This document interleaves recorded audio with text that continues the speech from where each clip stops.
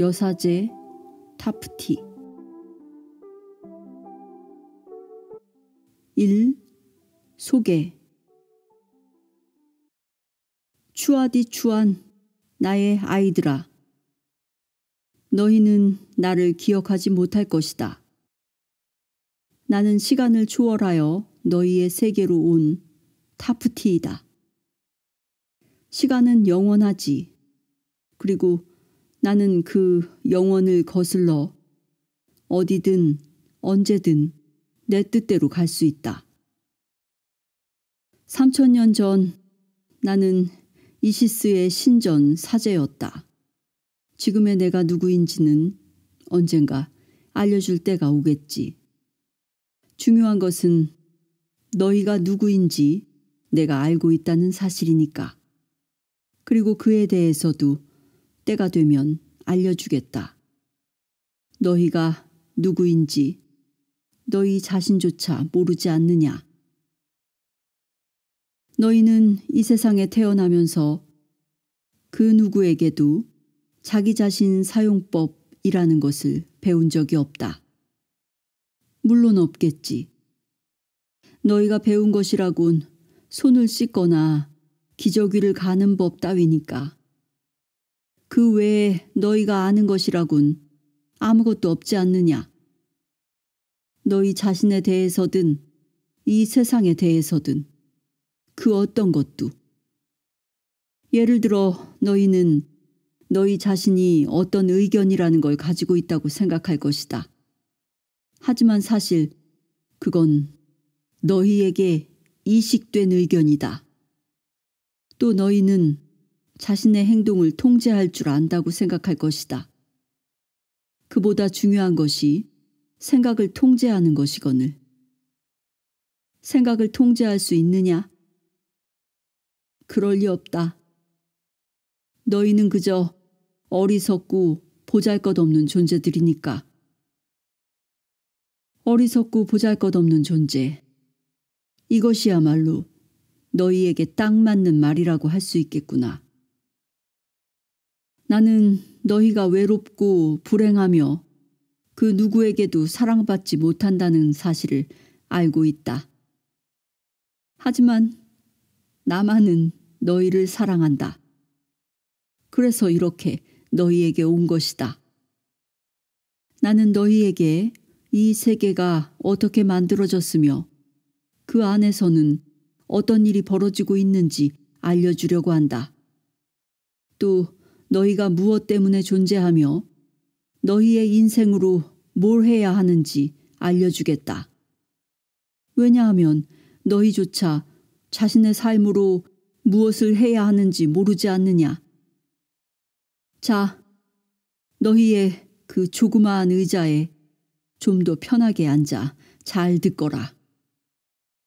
현실은 너희가 상상했던 것과 전혀 다르다는 사실부터 시작해보지.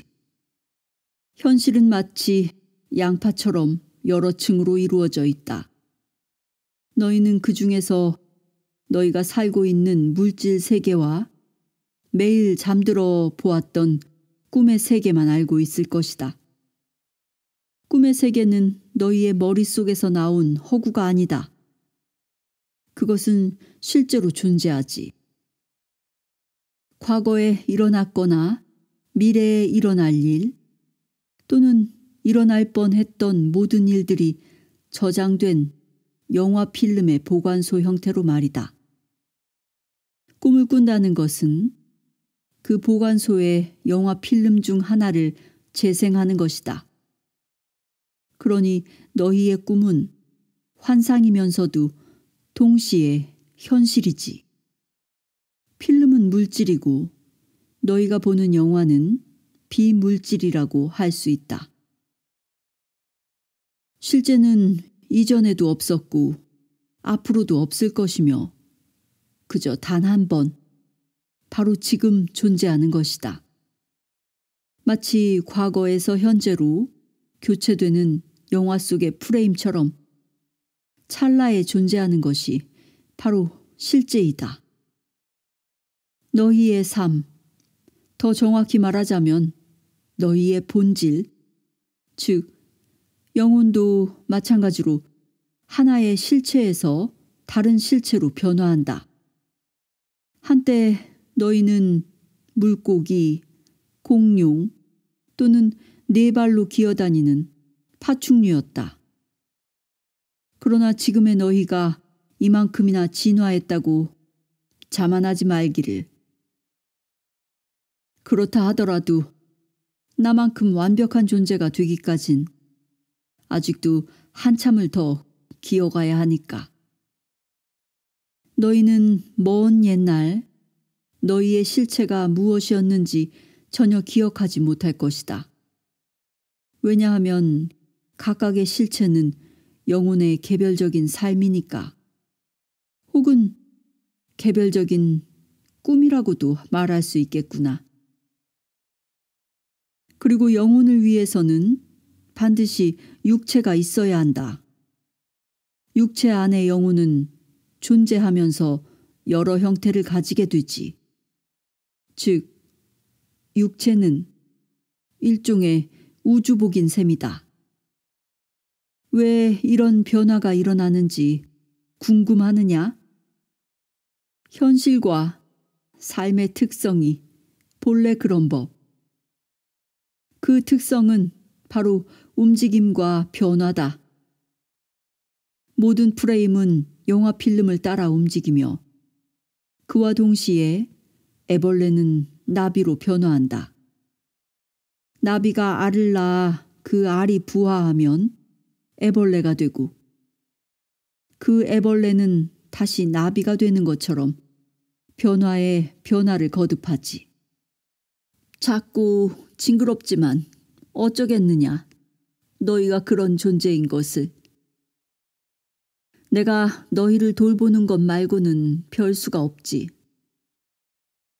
잘 듣거라. 꿈과 생시는 본질적으로 같은 것이라 볼 수 있다. 어릴 적 너희는 무엇이 꿈이고 무엇이 생시인지 구분하지 못했다.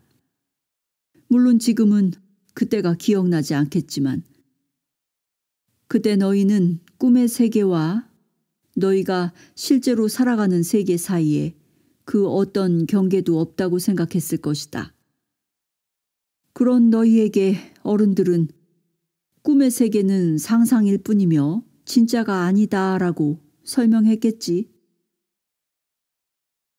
하지만 사실 그건 거짓이다.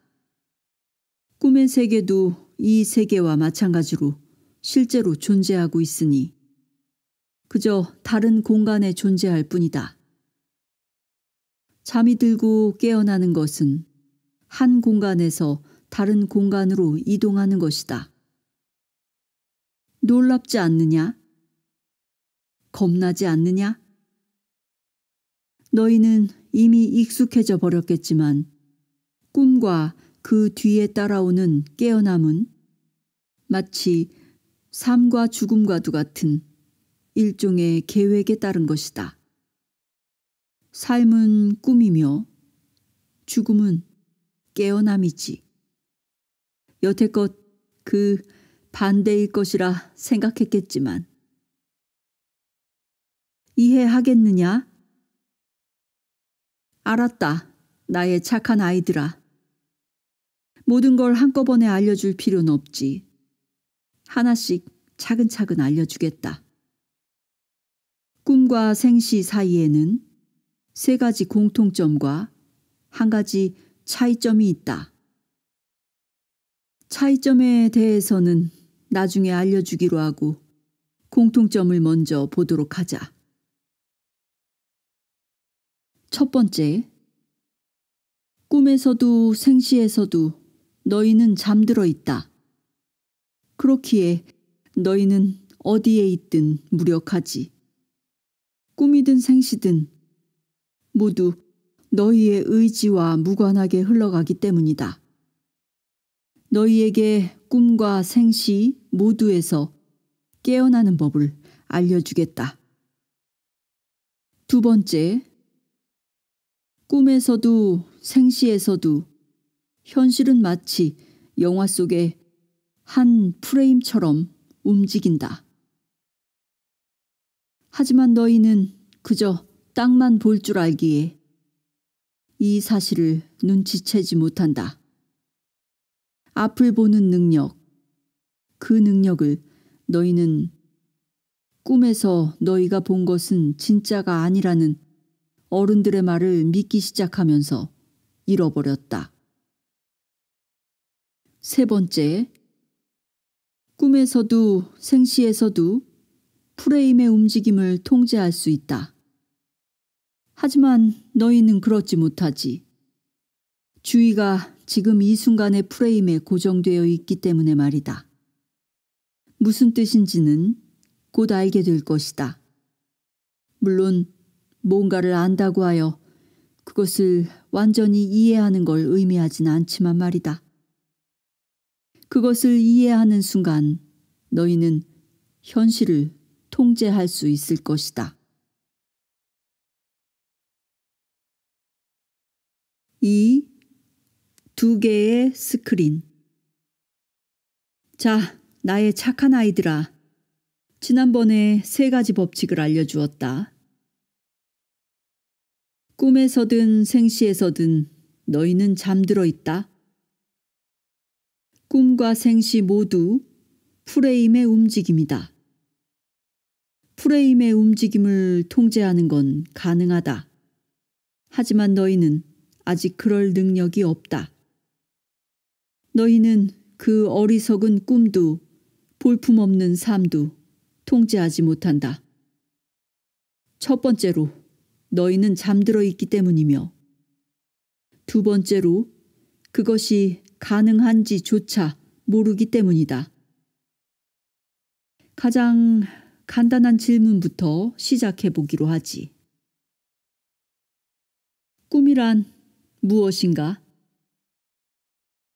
언젠가 내가 너희는 이 세상에 태어나면서 자기 자신 사용법은 배운 적이 없다고 말했던 걸 기억하느냐?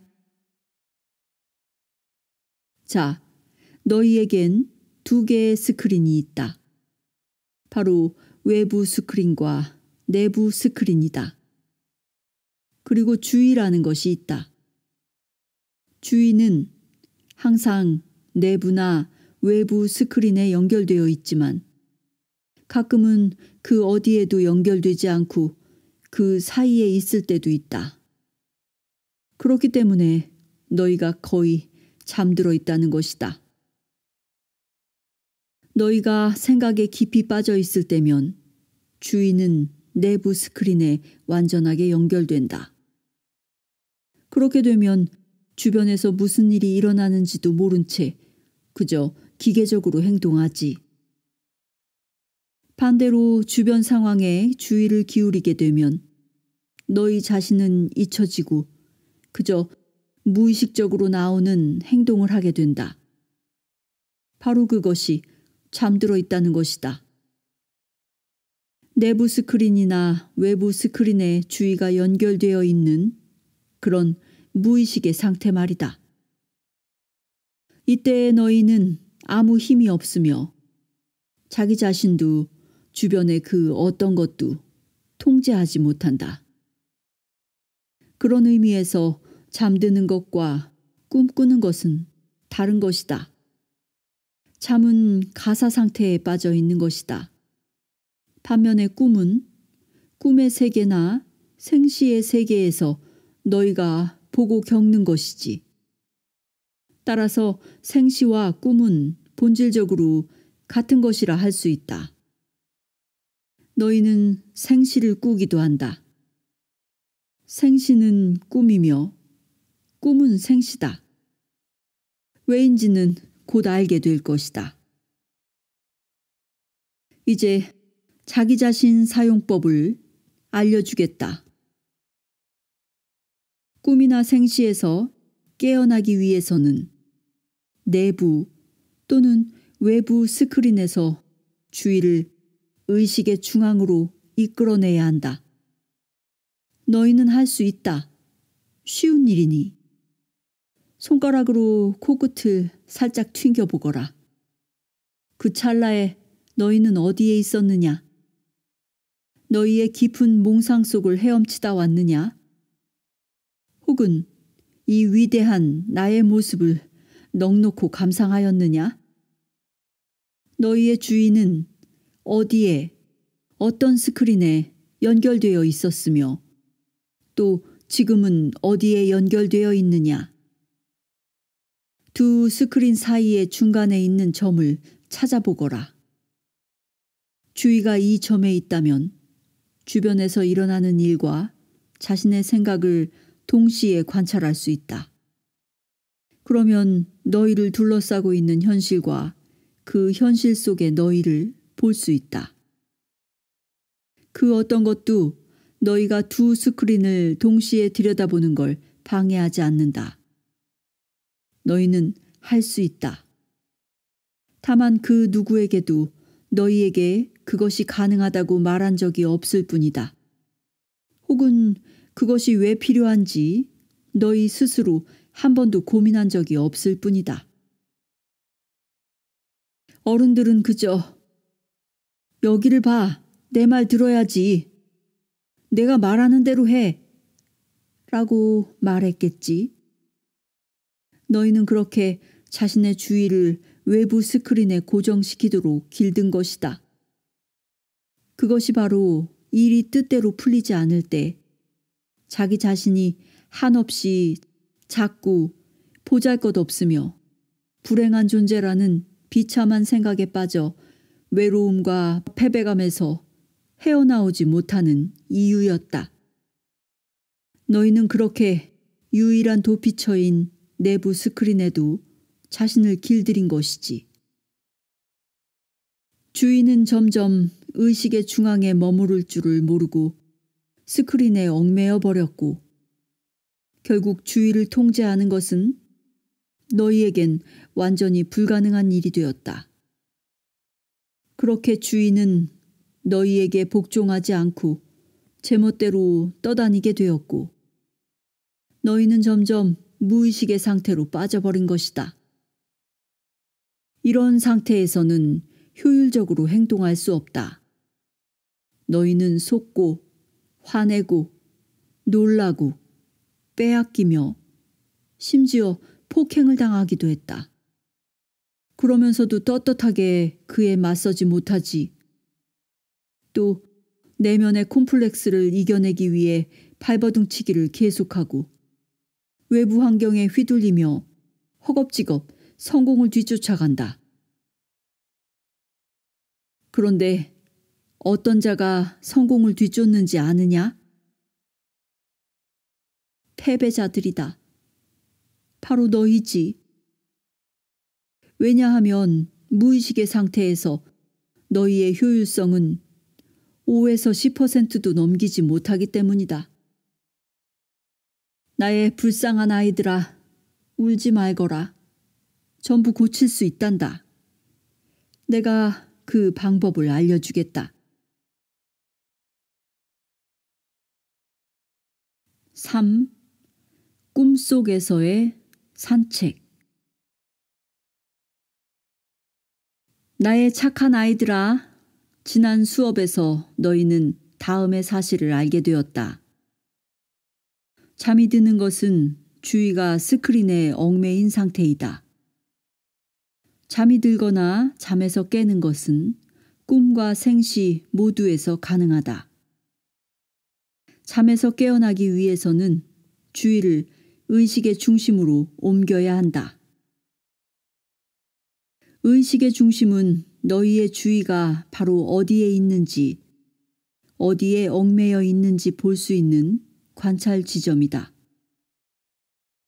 그러면서도 주변에서 어떤 일이 일어나고 있는지, 너희 자신은 어디에 얽매여 있는지 동시에 관찰할 수 있는 지점이지. 지금 바로 잠에서 깨어나 자기 자신에게 질문해 보거라. 나는 누구인가? 무엇을 하고 있는가?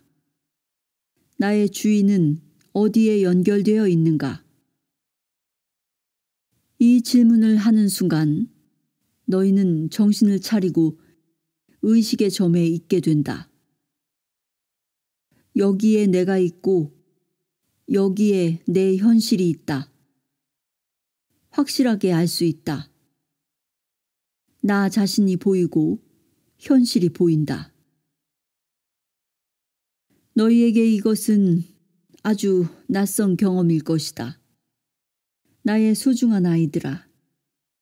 그저 먼 곳에서 희미하게 반짝이는 불빛처럼 느껴지겠지. 나를 만나기 전까지 너희는 내내 스크린에 연결된 채 살아왔을 테니 이제는 1시간만이라도 의식의 상태에 머무르도록 노력해보거라. 그리고 어떤 일이 일어나는지 보거라. 아주 흥미로운 일이 일어날 것이다. 다만 아침에 푹 자고 일어나 에너지가 넘치고 상쾌할 때 해야 한다. 기분이 나쁘거나 몸 상태가 좋지 않거나 머리가 무거울 때 해봤자 아무것도 달라지지 않을 것이다. 그러면 나 자신이 보이고 현실이 보인다라고 자기 자신에게 말하며 의식의 점으로 들어가거라. 나는 현실의 꿈속을 산책할 것이다. 라고 자기 자신에게 지시를 내리거라. 그러한 명료함의 상태에서 회사든 학교든 어디든 원하는 곳으로 산책을 가거라. 더 큰 효과를 보려면 산책로나 쇼핑몰이나 놀이터와 같이 너희를 알아보는 사람이 없는 곳으로 가는 게 좋다. 그곳이 가장 자유롭게 꿈속을 산책할 수 있는 공간이니 왜냐하면 스크린에 연결되어 있을 땐 판단력이 흐려지며 자기 자신도 상황도 통제하지 못하기 때문이다. 오히려 어떤 상황이든 꿈으로 변해 반대로 너희를 통제하려고 들 것이다. 자기 자신을 자각하는 순간 무슨 일이 일어날까? 너희는 자유로워지고 꿈에서 본 것은 잠이 들어 꾼 꿈이든 생시의 꿈이든 상관없다. 꿈에서 본 것은 의식적인 것이 된다. 너희는 자기 자신을 통제하게 되며 가장 중요한 상황을 통제할 줄 알게 된다.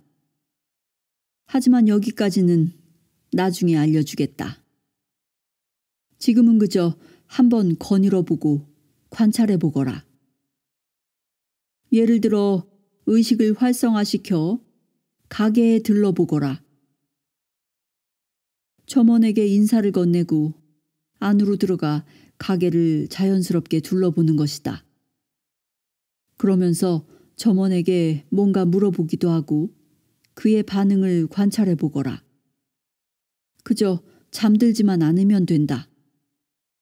누군가와 대화를 시작하기 전에 나 자신이 보이고 현실이 보인다라고 되뇌며 주의를 의식의 중심에 고정해 두어라.